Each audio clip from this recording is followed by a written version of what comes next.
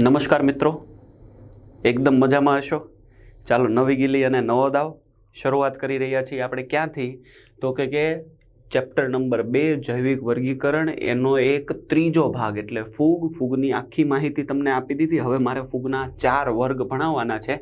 એમાંનો પહેલો વર્ગ એટલે ફાયકોમાઇસેટિસ. કયો વર્ગ છે? ફાયકોમાઇસેટિસ. તો ફાયકોમાઇસેટિસની શરૂઆત કરીએ અને શું લખીએ છે જોઈ. ચોપડીના અક્ષરને ફોલો કરવાના છે ને પ્લસ હું તમને આમાં જે સમજાવું એને ફોલો કરવાનું છે. ડેફિનેટલી આપણે નીટને સાથે મળીને ક્રેક કરીશું, એમાં કોઈ શંકાને સ્થાન નથી. જો શું કહે છે ફાયકોમાઇસેટિસની અંદર, તો કે ફાયકોમાઇસેટિસ જલજ અને ભેજયુક્ત વાતાવરણમાં પ્લસ સડતા લાકડા પર જીવે છે. અને એ કેવા છે? તો કે અવિકલ્પી પરોપજીવી. તમારી પાસે જો ચોપડી હોય તો અત્યારે નીચે નજર નાખો, એમાં શું લખ્યું છે? અવિકલ્પી પરોપજીવી એટલે શું? તો એને કહેવાય ઓબ્લિગેટેડ અથવા તો ઓબ્લિગેટ પેરાસાઇટ. શું બોલાય છે? પેરાસાઇટ. ચાલો મિત્રો, તો તમે મને સમજાવો કે અહીંયા ઓબ્લિગેટ પેરાસાઇટ શું કામ કીધું છે? કેમ કે જો એને જીવવું હોય તો એને જલજ ભેજયુક્ત વાતાવરણની અંદર કોઈ કાર્બનિક દ્રવ્ય ઉપર અથવા તો સડતા લાકડા ઉપર એટલે કે કાર્બનિક દ્રવ્ય ઉપર એને શું કરવું પડશે? જીવવું જ પડશે. સમજાય છે તમને? એનો મતલબ એને એવા પોષક દ્રવ્યના માધ્યમમાં જવું જ પડશે, તો જ એ ત્યાં જીવી શકશે. એટલા માટે અહીંયા શબ્દ લખ્યો છે કે ફૂગ, અને એમાં પણ આ ફાયકોમાઇસેટિસ કેવી છે? અવિકલ્પી પરોપજીવી. સો એની પાસે બીજો કોઈ વિકલ્પ નથી, માત્ર એને શું કરવું પડે છે? પરોપજીવન. પરોપજીવન એટલે શું? એટલે કે એને બીજા પર નિભાવવું પડે છે જીવન, બીજા પર જીવવું પડે છે જીવન. ઉદાહરણ તરીકે ફાયકોમાઇસેટિસ વર્ગની કોઈ ફૂગ મેં તમને અહીંયા દેખાડી છે. જો એ શું કરે છે?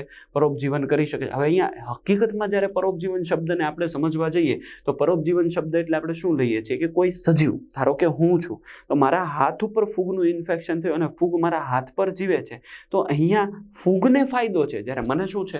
નુકસાન. ક્લિયર થાય? એનો મતલબ એને જીવવું હોય તો અલ્ટિમેટલી એને કાર્બનિક દ્રવ્ય પર રહેવું પડે. અને ખાસ કરીને ફાયકોમાઇસેટિસ વર્ગની મોટાભાગની ફૂગ એવી છે જે કેવું જીવન જીવે? પરોપજીવી જીવન જીવે છે, બીજા પર આધાર રાખીને જીવન જીવે છે. એટલા માટે એને કીધા છે અવિકલ્પી પરોપજીવી. જ્યારે આપણે વાયરસ ભણશું ત્યારે પણ આ શબ્દને હું ફરીથી સમજાવીશ, પણ અહીંયા કોને અનુસરીને લેવાનું છે અવિકલ્પી પરોપજીવી? They have to depend for food. Clear અહીંયા સુધીની વાત? નેક્સ્ટ પોઈન્ટ પર જઈએ. ફાયકોમાઇસેટિસ, જો આ ક્વેશ્ચન બનતા હોય છે વનસ્પતિના એટલે કે જે ફૂગ છે એના દેહ પર, તો ફાયકોમાઇસેટિસ વનસ્પતિ જે છે, વનસ્પતિ તો નહીં બોલાય, શું બોલવું પડશે? ફાયકોમાઇસેટિસ ફૂગ નો દેહ એટલે કે એની કવકજાળ પડદા વિહીન અને બહુકોષ કેન્દ્રીય છે. મેં તમને સમજાવ્યું છે, હું અહીંયા ફરીથી સમજાવું છું. પડદા વિહીનનો મતલબ શું? તો આ એનો કવકજાળ અથવા તો આ એનું કવક સૂત્ર છે. એટલે હું અહીંયા લખી દઉં. શું છે મિત્રો? આ એનું કવક સૂત્ર. અને કવક સૂત્ર જે છે એની અંદર કોણ ભરેલું છે? તો કે એની અંદર કોષ રસ ભરેલો છે. શું ભરેલો છે? આ કોષ રસ. સળંગ ભૂંગળી જેવી રચના છે, એમાં એનો કોષ રસ એકદમથી ભરેલો છે. કેમ કે એની કવકજાળ એટલે કે કવક સૂત્ર કેવું છે? પડદા વિહીન. અને જ્યારે પડદા વિહીન હોય ત્યારે એ કેવું દેખાય? તો કે કોઈનો સાઇટિક. કેવું દેખાય? કોઈનો સાઇટિક. અને કોઈનો સાઇટિક ફંગાય એટલે કે પડદા વિહીન કવક સૂત્રની રચના દેખાય. આ રીતની રચના દેખાય. ચાલો, મારી વાત આખી ક્લિયર થાય છે તમને? સમજાય છે? કોની વાત કરે છે? ફાયકોમાઇસેટિસ ફૂગની વાત કરીએ છીએ. કેવી છે? તો કે અવિકલ્પી પરોપજીવી છે, પોતાનો દેહ કેવો છે? પડદા વિહીન, અને એટલા માટે એને શું કહેવાય? બહુકોષ કેન્દ્રીય રચના કહેવાય. હવે અહીંયાથી આપણે કોની વાત કરીએ છીએ? ફાયકોમાઇસેટિસમાં પ્રજનન. તો એના પ્રજનનને અનુલક્ષીને શું કીધું છે? તો કે ચલ બીજાણુ અને અચલ બીજાણુ દ્વારા એ અલિંગી પ્રકારનું પ્રજનન કરે. ફરીથી, ચલ બીજાણુ અને અચલ બીજાણુ દ્વારા એ અલિંગી પ્રજનન કરે. તમે યાદ કરો, આગલા લેક્ચરમાં મેં પ્રજનનને એકદમ ડિટેલમાં ભણાવેલું છે. હા કે ના? કેટલા પ્રકારે પ્રજનન? તો કે ધારો કે લિંગી પ્રજનનની વાત કરે તો હું તમને લિંગી પ્રજનનની વાત કરી દઉં. આ કોના દ્વારા કીધું છે? ચલ બીજાણુ અથવા તો અચલ બીજાણુ દ્વારા અલિંગી પ્રકારનું પ્રજનન. આગલા પોઈન્ટની અંદર આપણે લિંગી પ્રજનન પર વધારે ભાર મૂકેલો છે. એટલે કે બીજાણુધાની દ્વારા આ બીજાણુઓ અંતર્જાત રીતે ઉત્પન્ન થાય, બે જન્યુઓના જોડાણથી યુગ્મ બીજાણુઓ બને છે, અને આ બીજાણુઓ બાહ્યાકાર રીતે સરખા હોય તો સમજન્યુ કહેવાય. અને જો આ બીજાણુઓ બાહ્યાકાર રીતે સરખા ન હોય તો એને વિષમજન્યુ અથવા તો શું કહેવાય છે? અંડજન્યુ કહેવામાં આવે છે. ફરીથી આવી જાઓ. શું કહે છે? તો કે આ તો અલિંગી પ્રજનન હતું, ચલ અને અચલ બીજાણુ દ્વારા. લિંગી પ્રજનનની અંદર શું થઈ જાય છે? તો કે પોતાનામાં બીજાણુધાની, અને આ બીજાણુધાનીમાં અંતર્જાત રીતે કોણ ઉત્પન્ન થાય? બીજાણુઓ ઉત્પન્ન થાય. જો થયા. અને આ જે બીજાણુઓ અંતર્જાત રીતે ઉત્પન્ન થયા એ બીજાણુઓનું નિર્માણ કેવી રીતે થયું? તો કે બે જન્યુઓના જોડાણથી. તમને બધાને લિંગી પ્રજનન ખબર જ છે. બોલો, લિંગી પ્રજનનના 3 તબક્કા કયા કયા હતા? પહેલો તબક્કો હતો જીવરસનું સંયુગ્મન, એટલે કે બે જન્યુઓ જે છે એ બે જન્યુઓનું જીવરસ. બીજો તબક્કો હતો, બોલો, કોષ કેન્દ્રનું સંયુગ્મન, એટલે કે કેરિયોગેમી, કોષ કેન્દ્ર સંયુગ્મન. અને કોષ કેન્દ્ર સંયુગ્મનમાં કઈ પરિસ્થિતિ સર્જાય? તમને બધાને ખબર છે, n+n ની પરિસ્થિતિ અથવા તો 2n ની પરિસ્થિતિ. ફાયકોમાં કઈ પરિસ્થિતિ? 2n પરિસ્થિતિ. અને ત્યાર પછી 3 નંબરની અંદર શું થઈ જાય? તો કે અર્ધીકરણ. અને અર્ધીકરણને કારણે શું બને? બીજાણુઓ. જે અહીંયા બીજાણુઓ કેવા છે? અંતર્જાત. બીજાણુઓ કેવા છે? અંતર્જાત. ચાલો, મારી વાત ક્લિયર થઈ? સમજાય? તો આ બીજાણુધાની અને એની અંદર બીજાણુઓ કેવા હોય? અંતર્જાત રીતે ઉત્પન્ન થાય. અને એને આ 3 સ્ટેપ કરવા પડે. જો હું તમને આગલી સ્લાઇડ ઉપરથી સમજાવું. આપણે અહીંયા ભણ્યા હતા ને, જીવરસ, કોષ કેન્દ્ર અને અર્ધીકરણ, અને આ 3 વર્ગ. એમાંથી આસ્કોમાઇસેટિસ અને બેસિડોમાઇસેટિસમાં કઈ પરિસ્થિતિ સર્જાતી હતી? તો ત્યારે આપણે વાત કરી હતી કે એમાં n+n ની મધ્યવર્તી સ્થિતિ સર્જાતી હતી. એનો મતલબ આ બંને વર્ગ આસ્કો અને બેસિડોને બાદ કરો તો ફાઇકોમાઇસેટિસ અને ડ્યુટેરોમાઇસેટિસની અંદર કઈ સ્થિતિ સર્જાય છે? 2n ની પરિસ્થિતિ સર્જાય છે. આને પણ નોટ ડાઉન આ રીતે કરજો. ક્વેશ્ચન તમને પૂછાય તો લિંગી પ્રજનનના તબક્કા વિશે ખબર પડવી જોઈએ. હાલાકી ડ્યુટેરોમાઇસેટિસની અંદર લિંગી તબક્કાની હજી આપણી પાસે સંપૂર્ણ માહિતી નથી, અને એટલા માટે તમારે સીધો જવાબ કેમાં જવાનું છે? ફાઇકોમાઇસેટિસની અંદર આપણને કોષ કેન્દ્ર સંયુગ્મનમાં સીધું દ્વિકીય અથવા તો ડાયકેરિયોન સ્થિતિ સર્જાય છે. ડ્યુટેરોમાઇસેટિસ હું તમને ભણાવીશ, એટલે હું તમને અહીંયા ક્લિયર કરાવીશ કે ત્યાં 2n ની પરિસ્થિતિ કેમ, શું કામ નથી. જ્યારે આસ્કો અને બેસિડોને તો ચોપડીમાં લખીને આપણને કહી દીધું છે. જો અહીંયા વાંચો, આસ્કો અને બેસિડોમાં શું લખીને વાત કરી દીધી છે? તો કે આસ્કો અને બેસિડોમાં તો આપણને ત્યાં સુધીની વાત કરી દીધી છે. અહીં જો આસ્કો અને બેસિડોમાં ત્યાં સુધીની વાત કરી દે છે કે એમાં દ્વિકોષ કેન્દ્ર એટલે n+n ની સ્થિતિ સર્જાય છે. જુઓ, ક્લિયર? ચાલો, એનો મતલબ અહીંયા આપણે ફાઇકોમાઇસેટિસમાં n+n ની જગ્યા પર ક્યાં જવું પડશે? આ 2n પર જવું પડશે. એટલે કે ત્યાં શું થાય છે? 2n ની પરિસ્થિતિ સર્જાય છે. ક્લિયર થઈ ગયું અહીંયા સુધી? હા કે ના? અને જો આ બીજાણુઓ બાહ્યાકાર રીતે સરખા હોય તો સમજન્યુ, અને સરખા ન હોય તો વિષમજન્યુ. ઉદાહરણ આપ્યા છે મ્યુકર, રાઇઝોપસ, બ્રેડ મોલ્ડ અને આલ્બ્યુગો. આલ્બ્યુગો રાઈના પર્ણ પર થતી પરોપજીવી ફૂગ છે, અને પરોપજીવી હોય એટલે આપણે એને શું કીધું હતું? અવિકલ્પી પરોપજીવી, રાઈટ? મ્યુકર તમે જોઈ લો, અહીંયા મેં તમને એનો ફોટોગ્રાફ દેખાડેલો છે, એકદમ ધ્યાનથી જુઓ. આ એનો દેહ છે, આ એના પ્રતંતુઓ છે, દેખાય? કવક સૂત્ર, બનતી કવક જાળ, અને આ એનું ધાનીઘર અથવા તો બીજાણુધાની, કે જેની અંદર અંતર્જાત રીતે કોણ ગોઠવાયેલા હોય? બીજાણુઓ ગોઠવાય. ચાલો, મારી વાત ક્લિયર થાય છે હવે? ક્લિયર? અને તમે જુઓ, આખા ખોરાકને શું થાય છે? બગાડે છે. જુઓ તમે, આની અંદર તમને જે આ ગ્રીનિશ ટપકા દેખાય છે ને, એ મ્યુકર છે. ચાલો, ક્લિયર અહીંયા સુધી? કોની વાત પતાવી મેં? ફાઇકોમાઇસેટિસ. હવે નેક્સ્ટ પોઈન્ટ પર જઈએ છીએ આપણે. કોની વાત કરવી છે? આસ્કોમાઇસેટિસ. ક્લિયર? આસ્કોમાઇસેટિસને સામાન્ય રીતે આપણે શું કહીએ છીએ? કોથળીમય ફૂગ, સેક ફૂગ. ક્લિયર? તમે નેટ ઉપર સર્ચ કરીને જોશો તો એટલી બધી અલગ અલગ પ્રકારની તમને આસ્કોમાઇસેટિસ દેખાશે. એનું વૈવિધ્ય ખૂબ વધારે છે. બીજી વસ્તુ લખી છે કે આસ્કોમાઇસેટિસનું એક ફેમસ એક્ઝામ્પલ છે પેનેસિલિયમ. બહુકોષી ફૂગનું ઉદાહરણ છે. કોણ? પેનેસિલિયમ. અને પેનેસિલિયમમાંથી આપણને શું મળે છે? તો કે એક પ્રતિજૈવિક દ્રવ્ય. કેવું દ્રવ્ય? પ્રતિજૈવિક દ્રવ્ય. એટલે કોણ? પ્રતિજૈવિકનો મતલબ શું થશે? ચાલો મને કહો તો. આપણે એને શું કહીએ? એન્ટીબાયોટિક. શું કહીએ છીએ મિત્રો? એન્ટીબાયોટિક. અને એનું નામ છે પેનેસિલિન.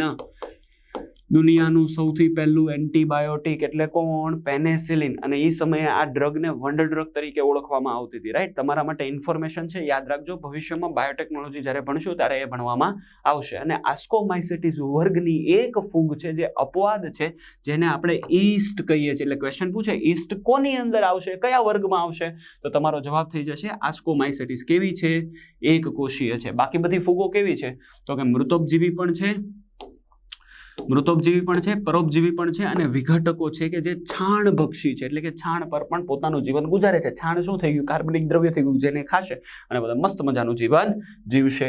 ક્લિયર? બીજી વસ્તુ, કવકજાળ કેવી છે? તો કે કવકજાળ શાખિત અને પડદાયુક્ત છે. તો એની કવકજાળ કેવી? તો કે આ એની કવકજાળ, આ એની શાખા, આ બીજી શાખા, અને એ બધી જ શાખામાં કોણ હોય? તો કે ચોક્કસ પડદાઓ છે. એનો મતલબ પ્રત્યેક કોષ બીજા કોષથી કેવો છે છોકરાઓ? કેવો છે? અલગ છે. ક્લિયર થાય છે? હા કે ના? અને દરેકની અંદર ઇન્ડિવિજ્યુઅલ કોણ હશે? દરેકની અંદર ઇન્ડિવિજ્યુઅલ કોષ કેન્દ્ર હશે. એનો મતલબ કવકજાળ શાખિત અને કેવી છે? પડદાયુક્ત છે. ચાલો, ક્લિયર અહીંયા સુધીની વાત? મારી વાત 100% સમજાય છે? હું તમને લાઈન બાય લાઈન, ચોપડીમાં લખેલી લાઈન બાય લાઈન સમજાવી રહ્યો છું. હવે મારે તમને જે સમજાવવું છે, કણી બીજાણુ ધાની ઉપર વિશિષ્ટ કવકજાળ બનાવે છે. હવે આને આપણે સમજીએ કે આમની અંદર મેં કણી બીજાણુ કીધું. હવે તમે મને કહો કણી બીજાણુ કેમ આવે? લિંગી, અલિંગી કે પછી લિંગી, અલિંગી કે પછી વાનસ્પતિક પ્રજનન? ફટાફટ જો ઉપરનો ચાર્ટ, આમાંથી ગોતો તો કણી બીજાણુ ક્યાં છે? સર જો વચ્ચે રહ્યા, અહીંયા રહ્યા. એનો મતલબ હું તમને કોનિડિયોસ્પોરની વાત કરું છું. એનો મતલબ આપણે અત્યારે કોને ભણીએ છીએ? આસ્કોમાઇસેટીસની અંદર આ કણી બીજાણુ, અને કણી બીજાણુ આવે એટલે હું કોની વાત કરું છું? અલિંગી પ્રકારના પ્રજનનની, જેમાં કણી બીજાણુ ધાની ઉપર વિશિષ્ટ કવકજાળનું નિર્માણ થાય, જે બહિર્જાત રીતે કણી બીજાણુ શું કરે છે? અલિંગી બીજાણુઓનો ઉત્પન્ન કરે છે. ઉદાહરણ તરીકે હું તમને સમજાવું. કોણ? તો કે આપણે પેનેસિલિયમને સમજીએ. તો લેટ જસ્ટ લુક એટ આ પેનેસિલિયમનો એક ભાગ છે. પેનેસિલિયમ પોતાનામાંથી આ રીતે શું પેદા કરે છે? તો કે પોતાનામાંથી આ રીતે બહિર્જાત રીતે કોને પેદા કરે છે? વિશિષ્ટ કવકજાળને. અને આ કવકજાળ ઉપર, એટલે કે ધારો કે આ કવકજાળ છે, તો આ કવકજાળ ઉપર કોણ પેદા થયું? બહિર્જાત રીતે કણી બીજાણુઓ. તો આ કોણ થઈ ગયા મિત્રો? કણી બીજાણુઓ ઉત્પન્ન થયા. જોજો, સાંભળજો ધ્યાનથી ફરીથી. અહીંયા કણી બીજાણુ ધાની ઉપર વિશિષ્ટ કવકજાળ, એટલે કે આ કવકજાળો બની. આ કોણ છે? Late me use eraser. ચાલો, તો આ કોણ છે? તો હું અહીંયા લખી દઉં કણી બીજાણુ ધાની. ચાલો, આ પોઈન્ટ ક્લિયર? કણી બીજાણુ ધાની, એના પર વિશિષ્ટ કવકજાળ, જે બહિર્જાત રીતે કણી બીજાણુ ઉત્પન્ન થાય, કે જેમાં કોણ ઉત્પન્ન થયા? આ કવકજાળ. અને એના ઉપર કોણ ઉત્પન્ન થયા? તો કે કણી બીજાણુ. આ કણી બીજાણુ ઉત્પન્ન થાય, અને આ કણી બીજાણુઓ છે એ અલિંગી રીતે પ્રજનન કરશે. ક્લિયર? આ કણી બીજાણુથી નવી કવકજાળ બને, જેમાં કોથળી જેવી ધાનીઓમાં, એટલે હવે આ બીજાણુઓ જે છે, આ બીજાણુઓમાંથી કોણ પેદા થાય? ઉદાહરણ તરીકે આ બીજાણુને હું અહીંયા લખું. આવી ગયું આ બીજાણુ? ક્લિયર અહીંયા સુધી? હવે આ બીજાણુ જે છે એ બીજાણુથી નવી કવકજાળ બને. હાલો બનાવી દઈએ. ઉદાહરણ તરીકે આ બધી કવકજાળ બને છે. તો આ જે કવકજાળ બને, હવે તમને જો અહીંયા લખ્યું છે કે પાછી કવકજાળ કેવી છે? શાખિત છે. તો હું એને શાખાઓ પણ ડ્રો કરી દઉં. હલો, ક્લિયર થાય? ઓકે, ચાલો આગળ. તો એ કવકજાળ જે નવી બને, જેમાં કોથળી જેવી ધાનીઓ, અને એમાં અંતરજાત રીતે લિંગી બીજાણુ ઉત્પન્ન થાય. એનો મતલબ આની કોથળી જેવી ધાનીઓ તૈયાર કરીએ આપણે, અને આ જે કોથળી જેવી ધાની છે એમાં અંતરજાત રીતે કોણ ઉત્પન્ન થાય?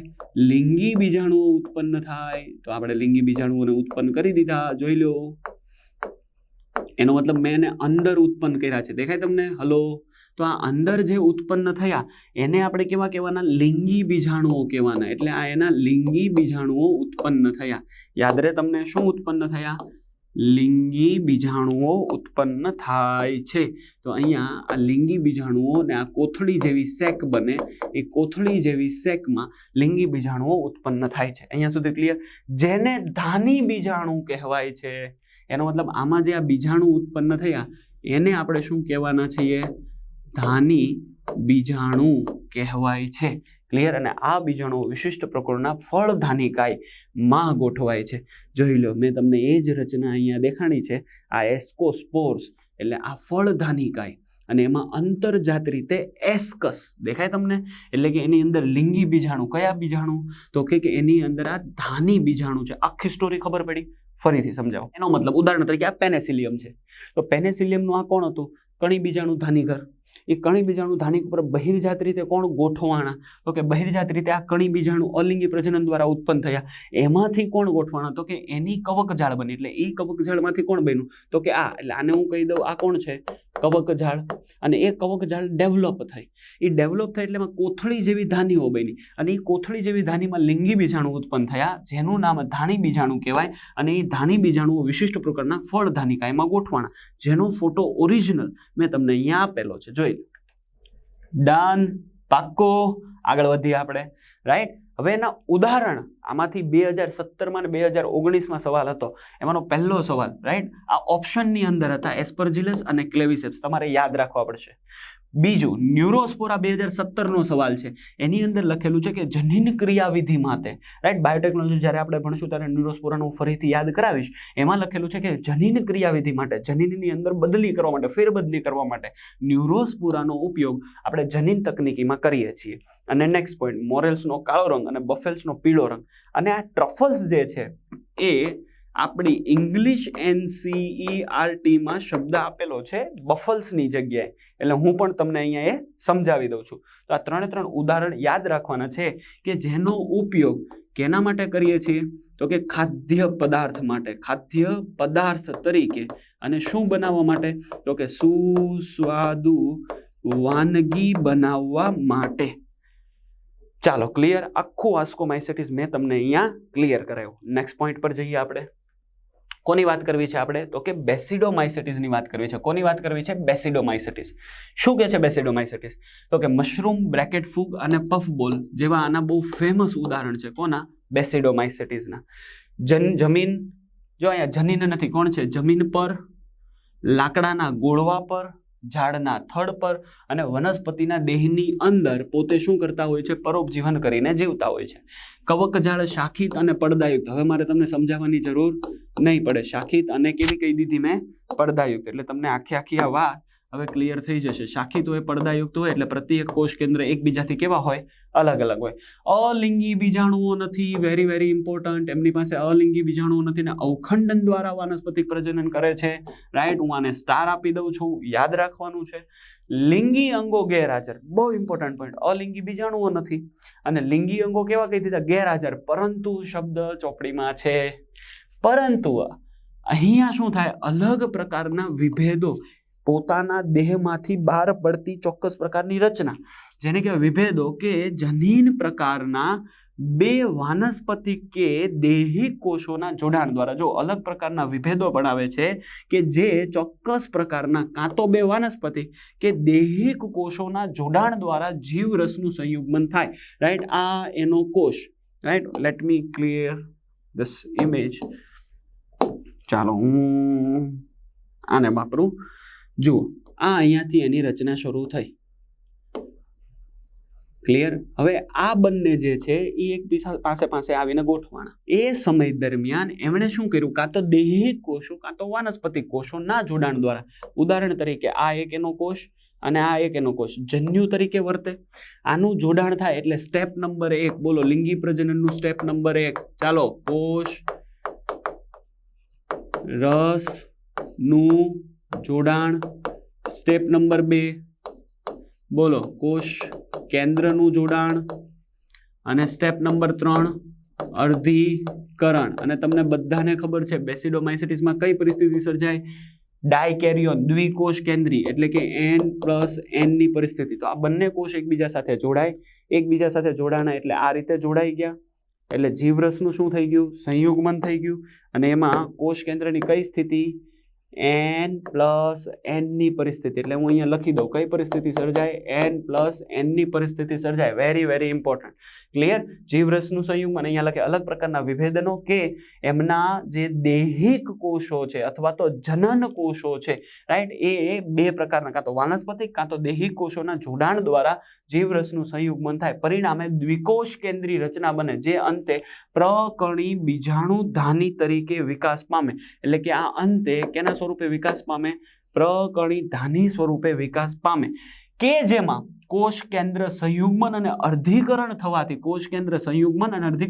4 પ્રકણી બીજાણુઓ ઉત્પન્ન થાય. એટલે આની અંદર આ રીતે, let me use white pen, આ 1 2 3 અને 4 આંતરજાત રીતે કોણ ઉત્પન્ન થાય? 4 પ્રકણી બીજાણુઓ ઉત્પન્ન થાય. હાલો આખો ટોપિક ક્લિયર થાય. મેં એ જ વસ્તુ અહીંયા સમજાવી છે. ઉદાહરણ તરીકે સમજી લો, આ એક મશરૂમનો ભાગ દેખાડેલો છે, એના સેપ્ટાની રચના દેખાડેલી છે, એમાંનો આ એક ભાગ દેખાડેલો છે જેને બેસિડો અથવા તો એક ધાની કહેવાય, પ્રકણી બીજાણુ ધાની. ક્લિયર? હા કે ના? અને પ્રકણી બીજાણુ ધાની, જો તમને અહીંયા બેસિડિયમ દેખાય, એમાં આ સ્પોર ઉત્પન્ન થયા છે. દેખાય આ 4 સ્પોર, there is a 4 સ્પોર. આ એનો આખો દેહ, એટલે અહીંયા જે મેં આ દેહ દેખાડેલો છે, આ એનો આખો દેહ, એમાંના જે આ 2 કોષો છે પાસે ગોઠવાયેલા, એ ભેગા થાય, કોષરસનું અને પેલા જીવરસનું, પછી કોષ કેન્દ્રનું શું થઈ જાય? સંયુગ્મન થઈ જાય. અને એનું સંયુગ્મન થઈ ગયા પછી શું? તો કે એ આવી રીતે 4 અલગ અલગ શું બનાવે છે? પ્રકણી બીજાણુ બનાવે છે. ક્લિયર અહીંયા સુધી? ઉદાહરણ તરીકે એગેરિકસ એટલે મશરૂમ, બીજું છે યુસ્ટિલાગો. હવે યુસ્ટિલાગો દ્વારા કયો રોગ થાય છે ઘઉંમાં? તો કે અંગારિયો. અને પક્ષીના દ્વારા કયો રોગ થાય છે? ગેરો. મેં ચેપ્ટરની શરૂઆતમાં બંને ફોટોગ્રાફ વ્યવસ્થિત રીતે તમને દેખાડેલા છે. ક્લિયર? તો આ વાત કરી દીધી મેં બેસિડોમાઇસેટિસની. તમને અહીંયા આખું પ્રજનનની વાત સમજાવી છે મેં, પ્રકણી બીજાણુ ધાની એટલે બેસિડિયમ, અને એના ઉપર પ્રકણી બીજાણુ એટલે બેસિડો સ્પોર ઉત્પન્ન થાય છે. ક્લિયર થાય તમને? હા કે ના? સમજાય? પણ એ ઉત્પન્ન જે થાય છે એ કઈ રીતે હોય? તો કે એ બહિર્જાત રીતે હોય. કઈ રીતે હોય? બહિર્જાત. અને એને સમજાવવા માટે મેં આ સ્પોર જો બહારના ભાગમાં છે, બહિર્જાત છે, મેં તમને જે અહીંયા દેખાડેલા છે એને તમારે બહારના ભાગમાં દેખાડવાના છે. એટલે કેવી રીતે દેખાડવાના છે? તમારે આ રીતે દેખાડવાના છે. રાઈટ? હું થોડું ઇરેઝર કરીને તમને હું અહીંયાથી રબ કરી દઉં અને તમારે એને દેખાડવાના છે આ રીતે.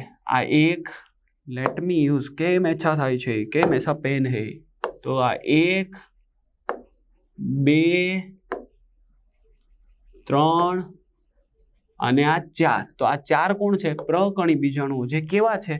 બહિર્જાત. ક્લિયર તમને છોકરાઓ? કેવા છે? બહિર્જાત. આ પોઈન્ટ ખાસ તમારે યાદ રાખવાનો છે. ક્લિયર? બેસિડોમાઇસેટિસ N+N ની પરિસ્થિતિ. ઓકે, આગળ વધીએ આપણે. હવે કોની વાત કરવાની છે? ડ્યુટેરોમાઇસેટિસ. અહીંયા ક્યુ છે, તમારે અહીંયા ડ યાદ રાખવાનું. કે હું યાદ રાખવાનું? ડ.